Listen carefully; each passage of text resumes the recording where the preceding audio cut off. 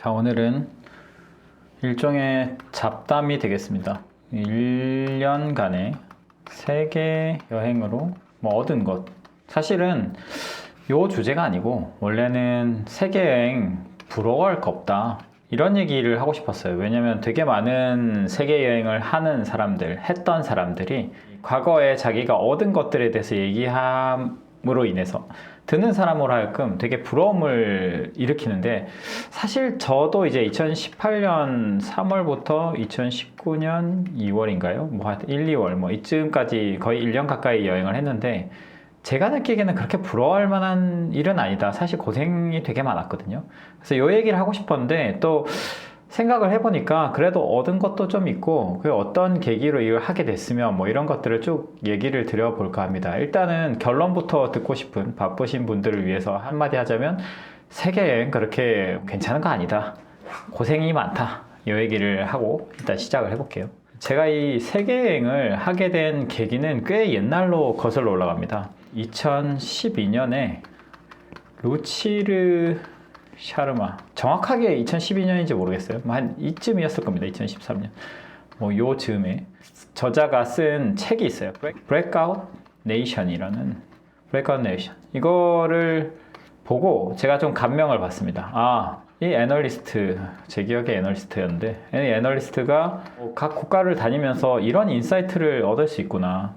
그 전부터도 좀 이런 삶에 대해서 좀 부러워하긴 했었죠. 저는 원래 이제 회사에 입사할 때부터 이 포트폴리오 매니저보다는 이 인베스터가 되고 싶었거든요. 그래서 예전부터 꿈꾸던 게, 여기서 언젠가는 내가 나중에 나가서 투자자가 되리라. 그래서 이 투자자 하면은 좀 뭔가 세계를 다니는, 처음에는 이제 짐 로저스, 그때 잘 모를 때니까 로저스 같은 삶도 부러워하기도 했기 때문에 이걸 보면서 되게 감명을 받았고, 그 와중에 이제 좀 해외 기업들을 공부하던 와중에 기회를 하나 잡게 됩니다. 그것도 정확한 시점은 기억 안 나요. 한 요 시점이었던 것 같아요. 요 시점에 VIP 투자 이런 느낌으로다가, 이게 뭐냐면 이게 베트남이고 이게 인도네시아고 이게 필리핀입니다. 그래서 이제 앞자리를 따가지고 VIP 해외 여행 투자 이런 거 이제 브로커들이나 증권사들이 이제 이거를 추진을 하거든요. 그래서 요거를 참여하게 됩니다. 그래서 이제 그 당시에 좀 막연하게 생각했던, 물론 이제 베트남은 그 전에 이제 한세 실업 탐방 때문에 한번 간 적은 있지만,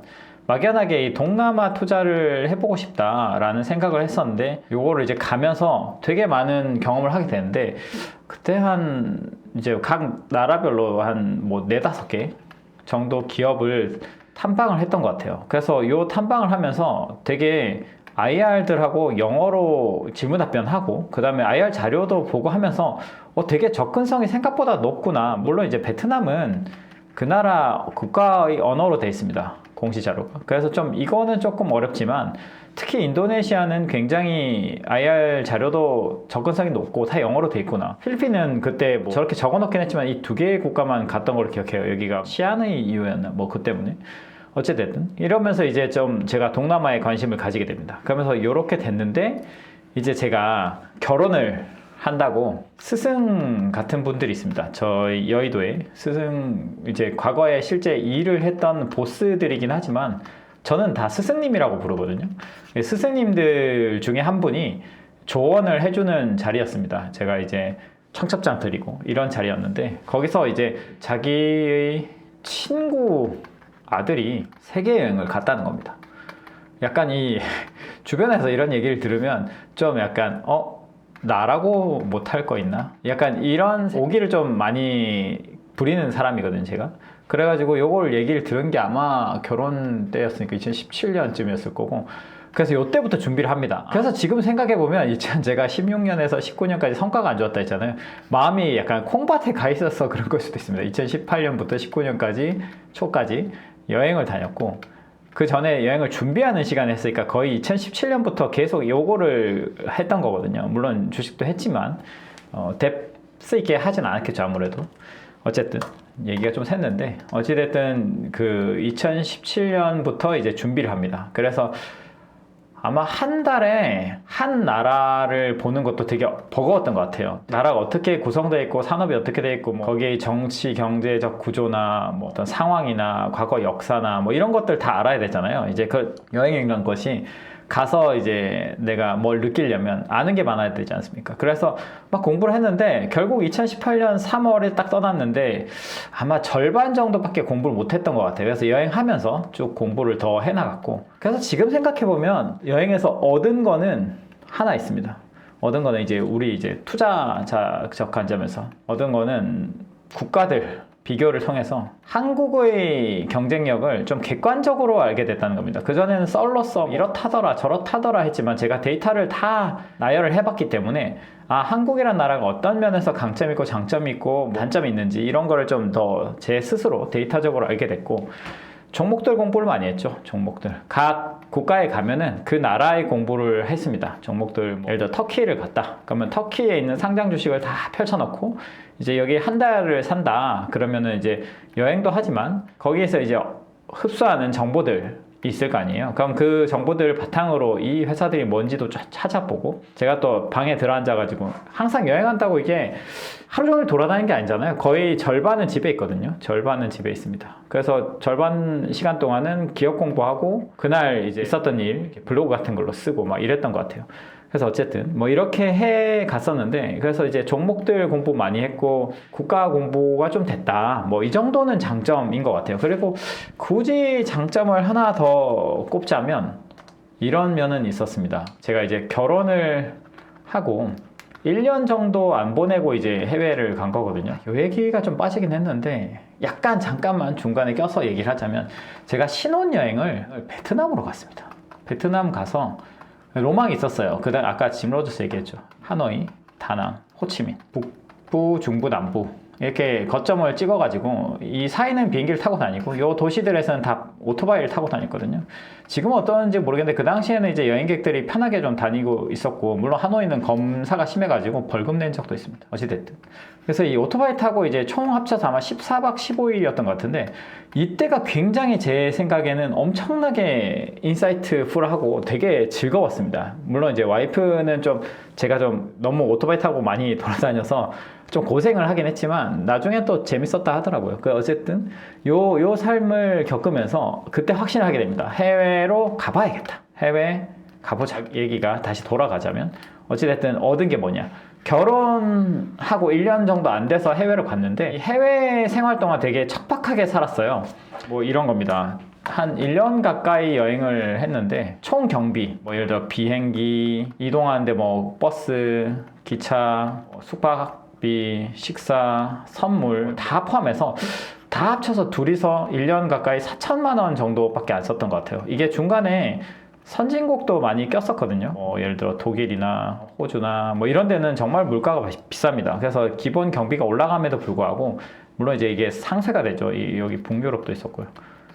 상세가 동남아나 뭐 이런 데서 또 상세가 되긴 하는데, 어찌됐든 이렇게 해서 1년을 한국에서 살 거보다도 더 적게 썼다. 그래서 되게 좀 척박하게 살다 보니까 방도 되게 좁고 한 평만한 방에 자기도 하고 막 되게 열악한 상황에서 지내다 보니까 싸울 일이 많죠. 힘드니까. 그래서 이제 와이프랑 되게 많이 이제 투닥거리고 막 걸으면서도 싸우고 이랬는데, 지금은 되게 다 추억이지만, 그러면서 저희 관계에 대한 정립이 많이 됐습니다. 관계에 대해서 많이 고민을 했고, 어떻게 하면은 이 관계를 잘 개선할 수 있을까. 사실 이제 우리가 사회를 살다 보면 여러 가지 일들이 계속 끼어들고 하면서 서로의 관계에 대해서 고민할 시간이 없잖아요. 근데 둘이서 되게 이제 고생하는 삶을, 여행 다니는데도 계속 걸어 다니고 사실 거의 돈을 절약하다 보니까 먹을 것도 제대로 못 먹고 뭐 숙박도 되게 어려운 데서 하고 하니까 정말 1년 동안 몰입을 했던 것 같아요. 어떻게 하면 우리가 덜 싸울 수 있을까. 그래서 그 부분이 되게 도움이 됐다. 이 정도까지. 그래서 이제 이 정도까지가 여행을 하게 된 계기와 장점입니다. 사실 이제 본론인데, 저는 이 얘기를 하고 싶었어요. 이게 되게 많은 이게 얘기가 왜 나왔냐. 여행 유튜버들의 얘기를 좀 듣다가 되게 좀 미화해서 말하는 경향이 있더라고요. 자아를 찾니, 뭐 혹은 취향을 찾니, 되게 많은 걸 얻었다라고 얘기하는데, 저는 사실 그렇지 않았다고 생각합니다.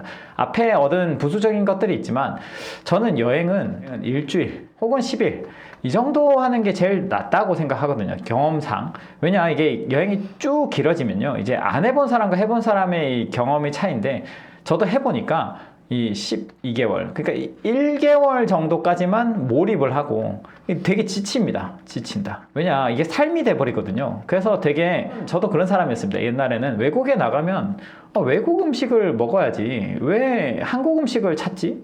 라고 생각을 했는데 요 1개월 지나고 나니까 거의 한식당만 찾아놨어요. 한식당 찾아다니고, 왜냐면 음식이란 게 굉장히 이제 우리가 오랜 기간 밥을 뭐 먹었다 보니까 외국 음식을 이렇게 받아들인다는 게 생각보다 쉽지 않다. 시간이 지날수록. 그러니까 점점 갈수록 그 와이프가 어디 가면은 K마트 같은 데 가서, 다행히 그 당시에 좀 한류가 조금은 올라오던 시절이라서 2018년이었는데 조금 있었어요. 그래서 이런 데서 뭐 사가지고 요리해 먹고, 그 다음에 뭐 한식당 가고, 거의 이런 식이었습니다. 외국 음식도 그 지역에 가면 당연히 그 지역에서 유명한 건 다 먹어보죠. 그렇지만 매 한 달을 사는데 각 국가마다 매번 이거 먹을 수 없잖아요. 그래서 이런 게 좀 많이 힘든 부분이 있다. 그리고 이 뒤에는 거의 인사이트가 줄어든다. 그래서 단적인 예를 말하면 제가 여행 루트가 어땠냐면 주로 이제 동유럽, 동남아 이런 쪽이었거든요. 그래서 이제 3월에 시작했으니까 동유럽 남부에서 쭉 올라가서 북부로 이동합니다. 그래서 북유럽까지 찍고 러시아랑 찍고 다시 이제 호주로 가서 다시 동남아에서 쭉 올라가는 그런 구조였어요. 그래서 항상 날씨가 좀 어느 정도 버틸만하게. 근데 그럼 인이 어디였냐? 인이 터키였습니다. 그래서 제가 터키에서 제일 인사이트가 많이 생겼었어요. 왜냐? 첫 달이니까. 이 여행 다니는 동안 여기에서는 되게 막 모든 게 신기하고 모든 게 인사이트가 생기고 막 그날 적을 게 너무 많았거든요. 근데 이게 시간이 지날수록 이제 터키에서 쭉 올라가면서 루마니아 뭐 이런 체코 뭐 쭉쭉 올라갔거든요. 폴란드 등등, 슬로바키아도 있었고. 이 막 이런 나라들을 쭉 올라가면서 분명히 이제 날씨가 좀 더 선선하고 뭐 이렇게 여러 가지로 이제 뭐 볼만한 국가들도 많았을 텐데, 독일도 그렇고. 이 갈수록 인사이트가 좀 떨어지는 겁니다. 왜냐면은 눈에 보이는 것도 한두 번이지 우리가 이제 익숙한 풍경이 돼버리는 거죠. 그래서 저는 여행이란 게 짧을수록 좋다. 그래서 세계 여행 뭐 1년 했다, 2년 했다. 그래서 사람들이 뭐 버킷리스트로 나중에 꼭 해봐야지, 그럴 필요 없습니다. 해본 사람으로서 단언하건데 이거는 굉장히 그냥 힘들기만 하다. 굳이 얻은 걸 찾자면 아까 앞에 말했던 그런 부분들이 있다. 이런 거고, 그 다음에 또 한 가지 굳이 말을 하자면 이런 건 있습니다. 여행에서 저는 처음에는 제가 받아들이는, 발견하는 이런 게 여행이라고 생각했거든요. 근데 가보니까 의외로 진짜 볼 건 없는 나라가 루마니아입니다. 뭐 이런 나라들은 진짜 볼 게 없어요. 근데 거 가서는 의외로 사람들하고 많이 어울렸거든요. 그래서 그 호스트나 아니면 거기 살고 계신 한국인 뭐 이런 분들한테 컨택하고 뭐 이래가지고 여러 사람들을 만났어요. 뭐 다른 나라에서는 뭐 코트라에서 일하는 분도 만나고, 거기 뭐 터키에서 유명한 블로거들 만나고 뭐 이렇게 하면서 사람들하고 이제 컨택을 많이 했는데 이게 좀 즐거웠다. 그래서 의외로 여행은 거기에 현지 사람들하고 함께하는, 그게 좀 즐거운 게 아니었나. 지금 와서 보면 좀 그래요. 내가 관찰자적 시점에서 돌아다니는 게 아니라 그 사람들하고 교류하고 같이 얘기하고 밥 먹고 파티하고 같이 놀러 다니고, 그런 게 우연히 제가 대단한 사람이라서가 아니라 여기 사람들이 좀 친화적이고, 루마니아에서 그걸 배워가지고 이제 제가 그 뒤에서는 컨택을 하게 됩니다. 적극적으로. 독일 같은 데서도 뭐 밥 먹다가 어떤 친구랑 친해지면 같이 다음에 보자 그러고 막 이러면서 재밌게 여행을 했는데, 그게 아니면 좀 버티기 힘들었다. 그 앞에 말했던 그 굉장히 지리하고 힘든 시간들이 반복이 되고 인사이트가 생기기보다는 힘든 하루하루이기 때문에 요거를 생각하면 그렇게 부러워할 게 없다. 그래서 이제 오늘 하고 싶었던 얘기를 좀 요약을 하면 이겁니다. 원래 제일 처음에 하고 싶었던 얘기는 세계 여행에 대해서 했던 사람들이, 제가 이렇게 말하면 그렇지만 제 주관적인 얘기니까, 합리화하듯이 뭔가 자아나 뭐 취향을 찾나 엄청난 대단한 걸 얻은 것처럼 얘기하지만 제가 느끼기에는 그렇게 대단하진 않다. 차라리 그냥 시간 날 때마다 7일에서 10일 간격으로 가끔 가는 게 훨씬 더 인사이트풀하고, 싸우는 것도 좀 덜하고 고생도 덜하고 더 즐겁다. 그리고 두 번째, 굳이 투자자로서 얻은 거를 찾자면 각 국가들을 적극적으로 공부할 수 있었고 기업들도 다 알아볼 수 있었다. 근데 이거는 사실 이 계기가 된 것뿐이지 여행을 가지 않아도 되거든요. 그냥 앉아서 하면 되는 겁니다. 근데 이제 조금 더 분위기가 조성이 되는 수준이지 그게 크게 얻은 건 아니다. 오히려 뭐 얻은 거는 뭐 관계. 이것도 의도한 것도 아니었는데 이제 어려운 환경에서 갇히다 보니까 둘이 좀 돈독해졌다. 돈독해져서 그 이후에 또 2019년부터 우리가 2024년까지 사업을 하는 동안 또 와이프랑 함께 했는데 이 두 가지 여행과 이거를 거치면서 굉장히 둘이가 돈독해졌습니다. 이게 뭔가 동반자적 관계. 그래서 이런 게 삶에 있어서 그나마 예상치 못하게 도움이 됐다. 이 얘기를 오늘은 하고 싶었습니다. 다음에도 제가 겪었던 일들 중에 생각나는 얘기가 있으면 녹음하도록 하겠습니다.